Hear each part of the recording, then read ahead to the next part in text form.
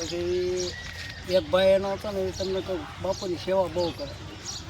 બાપુની આમ તમને કહું કસીરા રાખે. 1 મહિનો જો બાપુ પછી બાપુને એમ થયું કે આને હું કાંક દઉં એમ. એટલે બાપુએ બગલમાંથી વાળ આમ ખેંચી અને એને દીધો કે આને તારી કોઠીમાં નાખી દીધું. કોઠીમાં નાખી દીધું તમને કહું હોનાના વાળ થઈ ગયા. અને ઓલી એની દેરાણી હતી ને એના વર માથે ખીજાણે એમ જો ભાઈના ઘરમાં જો સોનાના વાળની કોઠી પડી. હું નકરા કે આટા મારો પોટલા ભાંગો આમ ક્યાંક જાઓ ને સાધુ સંતની કંઈક સેવા કરો તો કાંઈક મળે.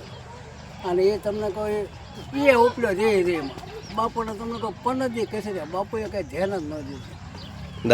2 હાથ રાખી માથા ઉપર 2 હાથ રાખીને બાપુ નકરા હોઈ જાય. અને ઓલો કે કારે દે અને તમને કહો એને બગલમાંથી પછી રોટો માર્યો. બાપુ હોઈ જતા ને બાપુને તમને કહો જળજળી આવી ગયા આમ.